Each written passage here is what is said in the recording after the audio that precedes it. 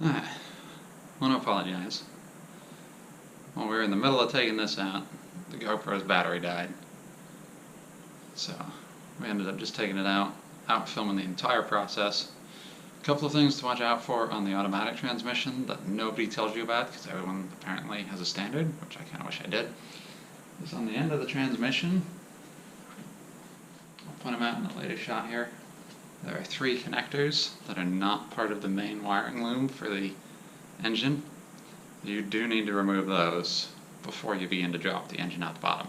It does clear, and it does a little bit of finagling.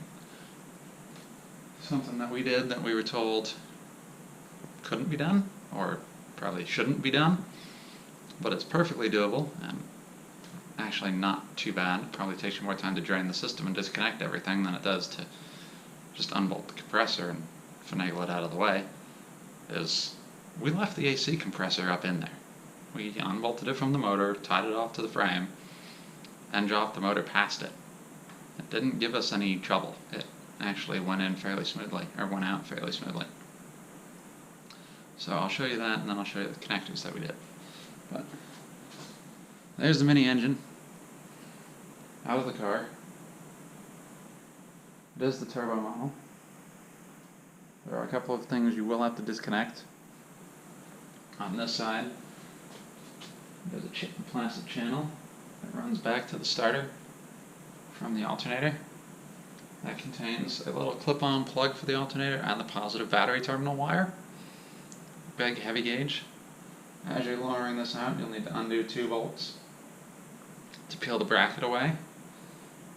You'll have to undo the 13mm nut that holds on the positive terminal to the alternator, and you'll have to undo the clip that holds the other wire on. You can see them, they're dangling right here. Alright, we'll go around.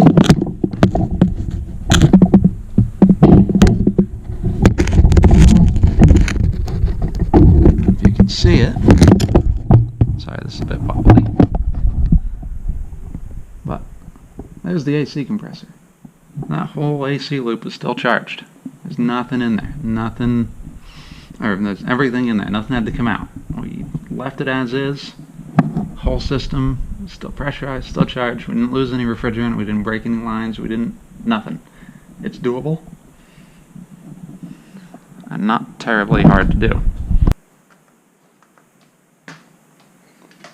On manual trans, I don't think any of these are there. On the automatic, there's a couple of things you need to be aware of. First off, your shifter linkage goes here. Just a nut holds it in. Below that, there's a connector that needs to come off. That stays with the car. Over here, there's another connector that needs to come off. That stays with the car. And over here is the third and final connector that comes off. Needs to stay with the car. Other couple things that we had to take off. And to disconnect this from the main line that stayed with the car. This goes to the bottom of your recovery bundle. And then there's 2 ports on here. Those lines came off and stayed with the car. These 2 big connectors go to the ECU, as does this. Undo those 2, stash them to the side. The whole engine wiring harness is right there. All in all, not a terrible process to do. It does take some time and a fair bit of prep.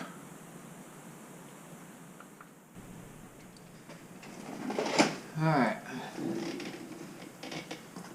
Trying to pull up the high pressure fuel pump line here. The supply line from the tank.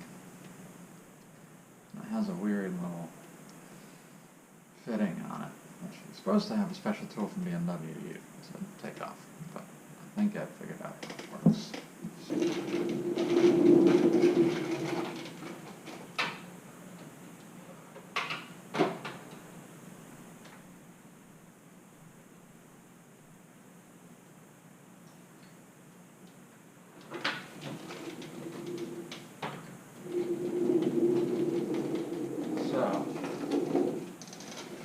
One of the kind gentlemen over at American Motoring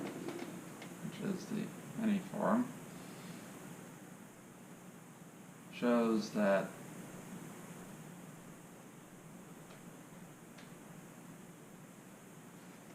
when you have the fuel pump supply line aligned like this, the passenger side pin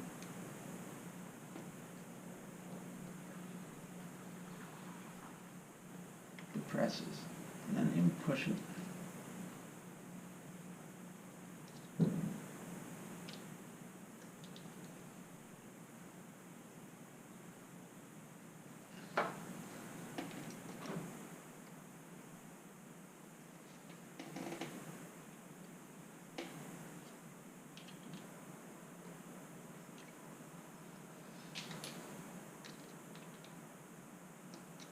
This one might be buggered. Start it moving back. You push.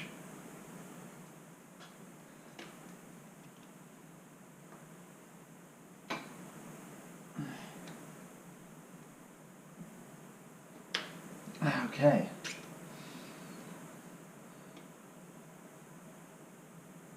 Thank you all for watching. I hope you enjoyed. If you did, please hit the like and subscribe buttons. It really helps me out, and it lets you know when I put something new up.